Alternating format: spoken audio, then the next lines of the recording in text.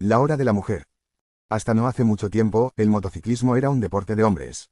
Las mujeres ejercían labores complementarias de consorte como esposa, novia o acompañante, o como hermoso complemento del escaparate publicitario de las carreras, en forma de azafata o paragüera.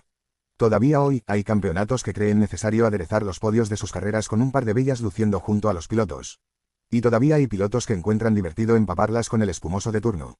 Champán, cava o prosecco, servido en copa de cristal a la temperatura adecuada es una delicia, pero burdamente escanciado sobre tu ropa, tu pelo o tu piel es una guarrería, termina volviéndose pegajoso y maloliente. Imagina por un momento a ese piloto que está haciendo su trabajo, en una charla técnica con sus mecánicos, o atendiendo una entrevista o en una rueda de prensa, y llega alguien y hace la gracia de rociarle con una botella de espumoso. Yo creo que no le haría gracia, ¿verdad? Pues si no aguanta una broma, que se vaya del pueblo, como diría Gila. Ahora imagina cómo se deben sentir las azafatas porque no les va en el sueldo la tontería del espumoso. Afortunadamente, las carreras han cambiado mucho y las mujeres han ganado el espacio que por derecho se merecen. En todos los ámbitos. Durante los años 90 empezaron a proliferar las jefas de prensa en los equipos y, poco a poco, las actividades profesionales del paddock dejaron de tener una mayoritaria presencia masculina. Todavía recuerdo cómo se veía con sorpresa a la mecánica Debbie Irvine atendiendo la Yamaha YZR500 de Gary McCoy en el Team WCM. O ver aparecer en el podio a la malaya Jane Loy, directora del equipo Petronas Yamaha, para recoger el trofeo en representación de su escudería el día que Sebasporto ganó el Gran Premio de Río de 2002. Hoy hay mujeres al mando de los equipos y muchas ingenieras y telemétricas trabajando en los garajes, un buen número de ellas españolas. Y por supuesto, muchas escuderías tienen al frente de su departamento de comunicación a una mujer.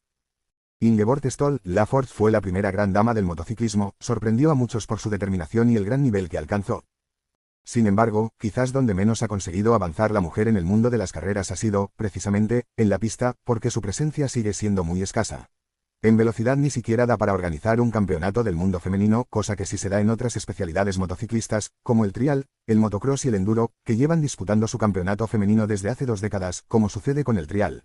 No han faltado mujeres en los grandes premios, pero no parece que, de momento, haya las suficientes como para organizar un campeonato exclusivamente femenino. En un tiempo lejano se intentó llevar adelante una iniciativa así. Fue en 1961. Ese año se creó la Women International Motorcyclist Association, WIMA, que puso en marcha una prueba en el circuito alemán de Hockenheim, en la que participaron una docena de mujeres procedentes de Alemania, Holanda, Francia y Gran Bretaña. La ganadora fue la alemana Anke Eve Goldmann, conocida por sus labores como periodista y probadora de motos. Goldmann, con una BMW R69 de estricta serie, se defendió bravamente en un resbaladizo circuito mojado por la lluvia. Pero la competición de la WIMA no tuvo continuidad. También se han disputado con discontinuidad varias ediciones de un campeonato femenino de rango europeo, pero con poco éxito de participación. De esta forma, las mujeres apasionadas por la velocidad se han visto obligadas a medir sus fuerzas en condiciones desiguales en los grandes premios.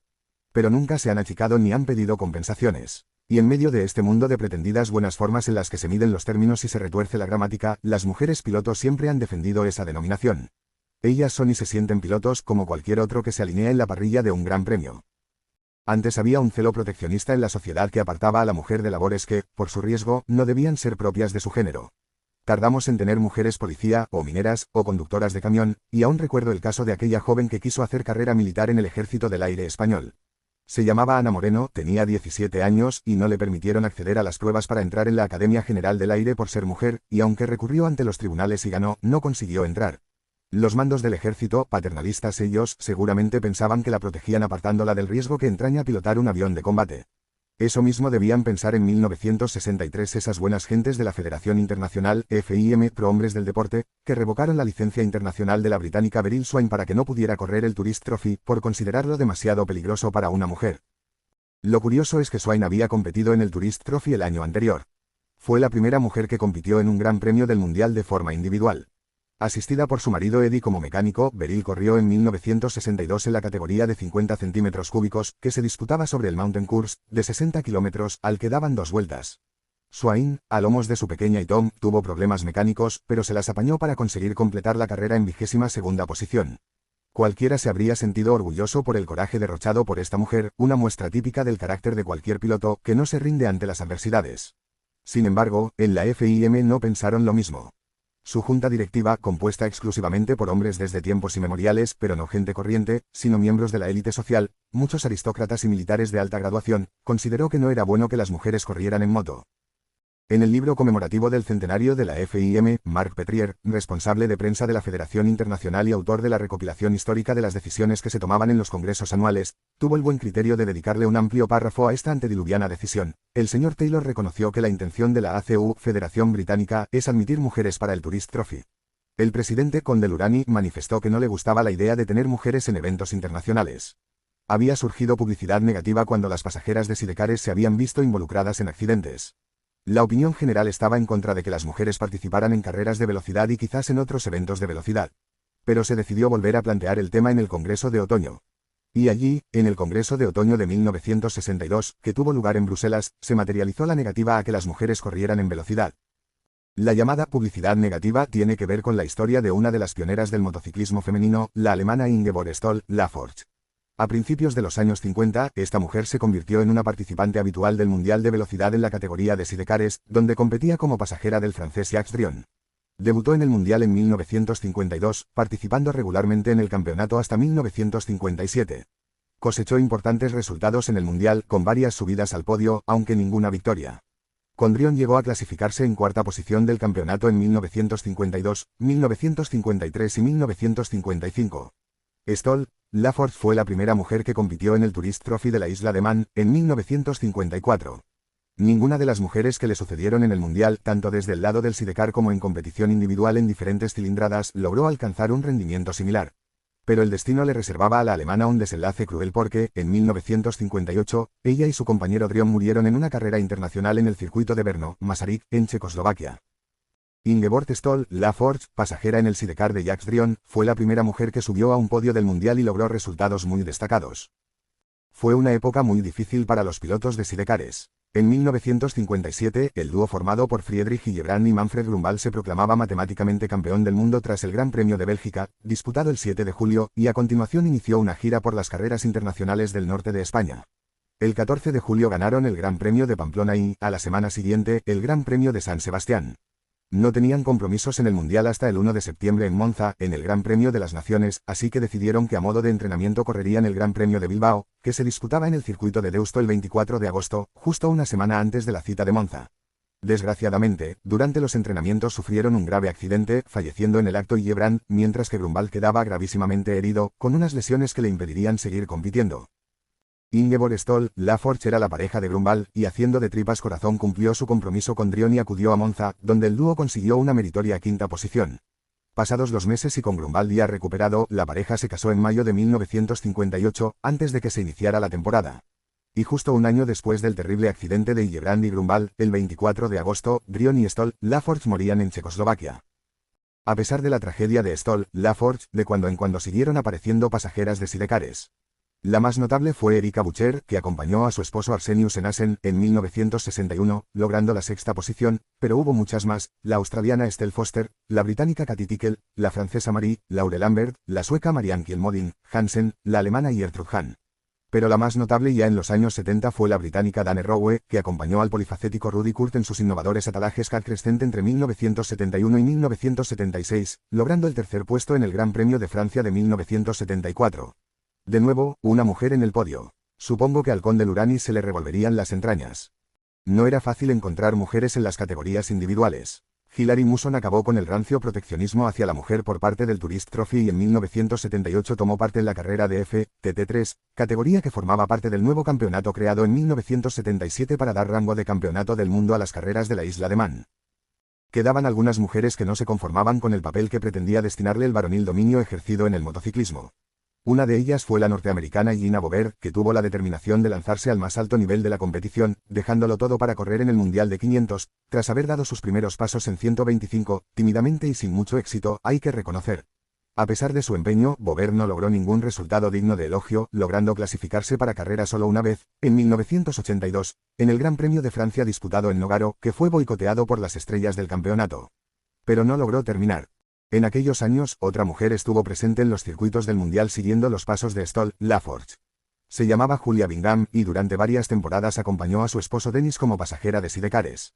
Ambos lograron el subcampeonato de Europa en 1981, pasando a disputar el Mundial al año siguiente. Su mejor resultado fue una sexta posición en Silverstone, en 1982. Julia dejó el campeonato tras la temporada 1985. Su ejemplo es solo uno más de los muchos casos que se han dado de mujeres que se han subido a un sidecar como pasajeras, tanto en los grandes premios como en otras competiciones. El ejemplo más destacado es la finlandesa Kirsi Kainulainen, que fue pasajera de Pekka Päivärinta, varias veces campeón del mundo. Kirsi se merece un reconocimiento muy especial porque en 2016 se proclamó campeona del mundo de sidecars, junto a Päivärinta, convirtiéndose así en la primera mujer que logra un título mundial absoluto, sin categoría femenina. Kirsi es increíble. Quiero dar las gracias, muchas gracias, a Kirsi. Es genial como pasajera y estoy muy contento de que sea campeona, destacó Päivärinta tras ganar el título. No es un elogio gratuito porque después de ganar 3 títulos consecutivos 2010, 2011 y 2013, con el suizo Adolf Hani, estuvo casi un año buscando un nuevo pasajero para su atalaje cuando Hani se jubiló. Empezó a trabajar con Kainulainen en 2014 y Kirsi se convirtió en su pasajera fija en 2015. Ese año ya llegaron a liderar el campeonato, pero finalmente terminaron en tercer lugar. Y en 2018, después de haber conocido la gloria en los sidecars, regresó a las competiciones individuales. Ellas solas. Quizás la mujer con el palmarés más brillante en la historia del Mundial de Velocidad sea la finlandesa Taru Rinne. Con solo 18 años debutó en el Gran Premio de Suecia de 1987, participando en varias carreras. A todos les sorprendió esa menuda presencia, una nariz sonrosada y unas mejillas ligeramente maquilladas tras la pantalla del casco, sus ojos oscuros pero brillantes, y una melena pelirroja que asomaba bajo el casco, abundante, suelta y agitada por la velocidad. Rinne también supo callar la boca a muchos. Estuvo en los grandes premios apenas 2 años, pero su mejor temporada fue en 1989. En Hockenheim llegó a liderar la prueba y al final terminó séptima, peleando en el grupo que optaba a la cuarta posición, a solo 10 segundos de Alex Cribille, ganador en aquella ocasión. Su actuación no fue flor de un día, porque hizo otras buenas carreras y terminó 17ª en clasificación final de la temporada. Sin embargo, en 1990, Rinne comenzó con mal pie, sufriendo varias caídas y lesiones, y optó por no concluir el campeonato. La semilla dejada por Taru Rinne caló hondo, y durante los años 90 del pasado siglo hubo un buen número de mujeres que se enfundaron el mono, y que no tardaron en aparecer en los grandes premios, Daniela Tognoli y la japonesa Tomoko Higata. Tognoli debutó en el Gran Premio de San Marino de 1993, y disputó un total de 9 grandes premios entre 1993 y 1994. Higata hizo su debut en Australia en 1994, y coincidió con Tognoli en las 4 primeras carreras de la temporada. La italiana nunca puntuó. Higata corrió el Mundial en 1994 y 1995, y participó en 27 grandes premios, puntuando en 8 ocasiones. Su mejor resultado fue un 7º puesto, como Rinne en 1989, pero sin la contundencia de la carrera de la finlandesa. Después de la marcha de Higata, el Mundial estaba acostumbrado ya a la presencia de una mujer en la parrilla de salida. Con la alemana Katja Poensgen el motociclismo femenino alcanzó sus más altas cimas de popularidad.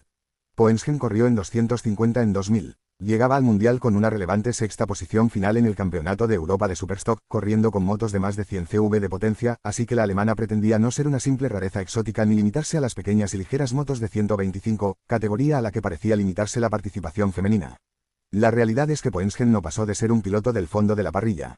En su primera temporada mundialista no destacó en ninguna carrera, y solo logró puntuar bajo el aguacero de Mugello, lo cual tiene su mérito. En 2001 no tuvo continuidad y, aunque regresó en 2003, no le fue mejor. Taru Rinne marcó una nueva etapa para las mujeres piloto y fue la primera que destacó en competiciones individuales.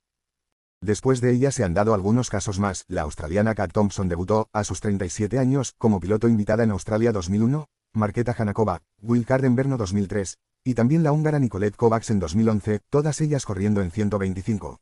Los casos más recientes han sido protagonizados por pilotos españolas. Elena Rosell llegó al Mundial de Moto 2 en sustitución de Julito Simón en algunas carreras durante 2011 y luego disputó el Mundial completo en 2012, pero sin llegar a puntuar. En 2013 entró en escena Ana Carrasco, que sumó sus primeros puntos en la recta final de la temporada, con una meritoria 8ª posición en la carrera de cierre de la temporada. Ese año también debutó María Herrera como invitada, acreditada por sus éxitos y sus victorias en el FIM-CEV, y en 2014 y 2015 las dos coincidieron en Moto 3. La verdad es que la trayectoria de las dos pilotos es digna de mención.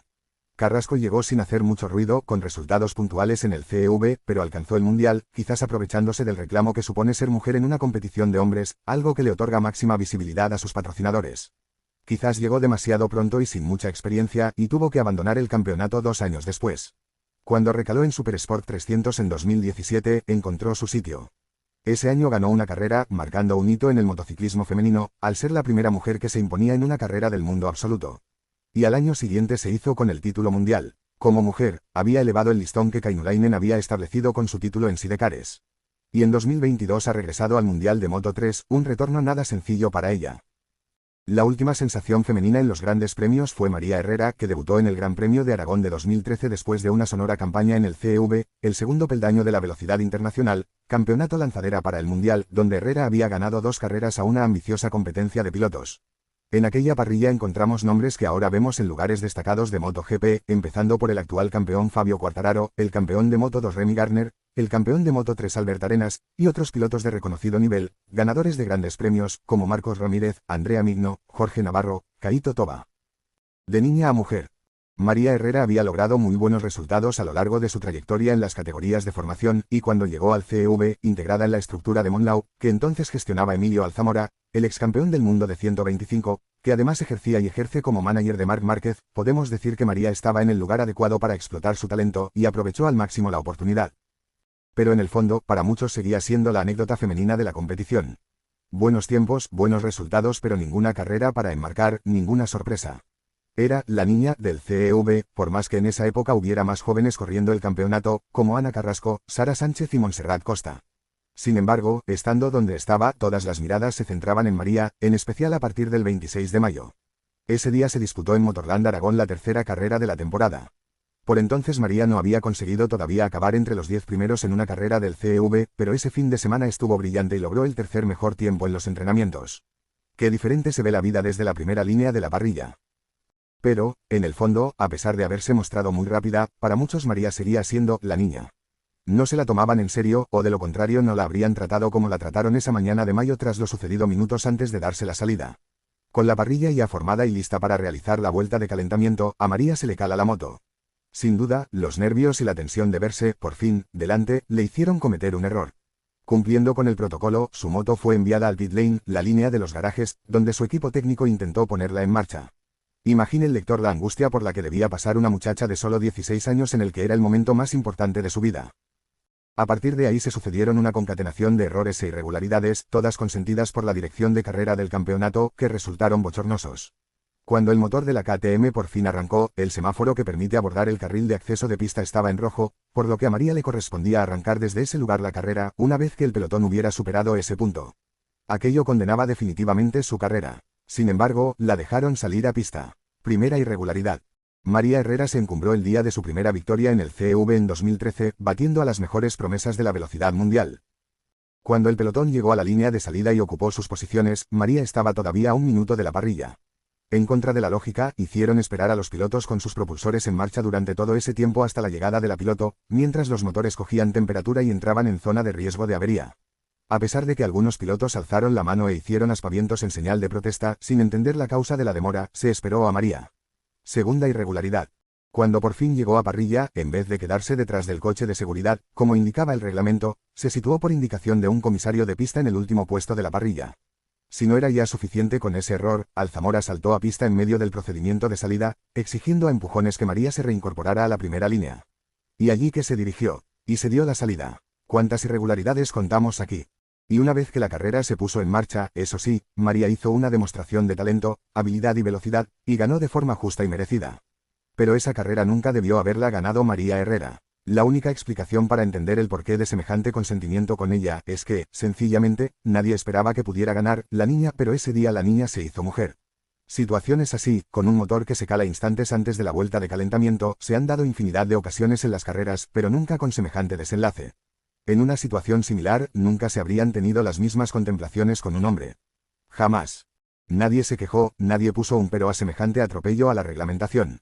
Al contrario, todo el mundo lo dio por bueno, y de hecho los periodistas, los primeros que debían haber señalado semejante irregularidad, se quedaron con el noticioso hecho de que una mujer ganaba una carrera de velocidad, y no una cualquiera, sino el CEV, el segundo escalón a nivel mundial.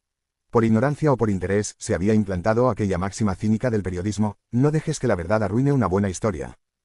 ¿Qué hice yo aquel día? También fui culpable. Por entonces ejercía la dirección en el portal motoworld.es, además de realizar puntuales colaboraciones en una revista especializada y en un periódico deportivo. No estuve en Motorland, la crónica la realizó otro redactor, no pude ver las carreras hasta última hora de la tarde del domingo, cuando la noticia de la victoria de María corría por los medios de comunicación y las redes sociales. Vi la carrera y contemplé con horror aquel minuto y medio nefasto antes de que comenzara la carrera. Llamé a los responsables de los grandes medios con los que colaboraba para hacerles partícipes de las irregularidades, pero estos declinaron contar la verdad, en algún caso alegando que contar algo así podía provocar la animadversión de Emilio Alzamora, y que ello afectaría a la relación del medio con Marc Márquez, en pleno despegue hacia su primer título en MotoGP. Y si los grandes no se atrevían, lo iba a hacer yo con un modesto medio, con el que malvivía a duras penas. Cabeza a la cuneta, y dejé las cosas como estaban. ¿Por qué lo cuento ahora? Porque alguna vez se tenía que decir la verdad, aunque fuera con 10 años de retraso. En cualquier caso, esa primera victoria fue lo que María necesitaba, una inyección de confianza a partir de la cual siguió creciendo como piloto. Volvió a ganar otra prueba, en Navarra, con espectacular adelantamiento en la parte final de la carrera en uno de los lugares más comprometidos del circuito. Y a falta de una carrera, lideraba el CEV. Pero en Jerez, la prueba de cierre, todo le fue mal, se cayó en la tercera vuelta, y una combinación de resultados hizo que Fabio Quartararo, ganador ese día, se proclamara campeón. Y ella acabó quinta. Al año siguiente los dos coincidieron en el CEV bajo los colores de Monlau. Plantó cara al francés en las dos primeras carreras, disputadas en Jerez, en las que se repartieron equitativamente los resultados, victoria y segundo puesto para cada uno. La siguiente cita fue en Le Mans, y allí María tuvo una dura caída, y ya no volvió a ser la misma. Quartararo ganó todas las restantes carreras del campeonato, y se volvió a coronar por segundo año consecutivo. María llegó al Mundial en 2015, pero ya no volvió a tener la magia y el brillo de antes. 3 años estuvo en Moto3 antes de probar en otros campeonatos, en el Mundial de Supersport, en la Copa del Mundo de Moto-E, con suerte dispar, pero convertida en una recurrente referencia del motociclismo femenino de velocidad, junto con Ana Carrasco. De Maika Misel. En junio de 1998 Freddy Brouwer, antiguo mecánico de Jarno Saarinen en Yamaha durante los años 70, y entonces al frente de la importación para Europa de los prestigiosos cascos Arai japoneses, organizó en el circuito holandés de Assen una reunión histórica de pilotos y motos de otras épocas. Ahora estos encuentros nostálgicos son bastante frecuentes, pero, en aquellos días, el Centennial Classic TT de Assen tuvo un impacto excepcional, porque contó con una respuesta increíble por parte de los aficionados, que acudieron ansiosos a ver a aquellos pilotos de antaño que les hicieron soñar sobre las motos que pilotaron entonces. Muchas de las estrellas del Mundial entre las décadas de los años 50 y los 80 estaban desaparecidas para el gran público. Unos pocos seguían anclados al campeonato en la dirección de algún equipo, o como técnico, o como comentaristas televisivos, pero había muchos a los que se les había perdido la pista prácticamente desde el día que colgaron el casco, así que fue lógico el éxito obtenido con esta convocatoria. Entre los inscritos había la mayor colección de campeones del mundo y pilotos míticos que uno pudiera imaginarse. En las semanas previas al evento, la organización bombardeó las redacciones de los medios especializados con infinidad de notas de prensa y noticias, en una promoción ejemplar. Y una vez en Assen, aquello fue el sueño hecho realidad, pilotos de leyenda, motos míticas. Un espectáculo sin fin. Lógicamente, no se pudieron confirmar todas las inscripciones previstas, pero también hubo incorporaciones inesperadas.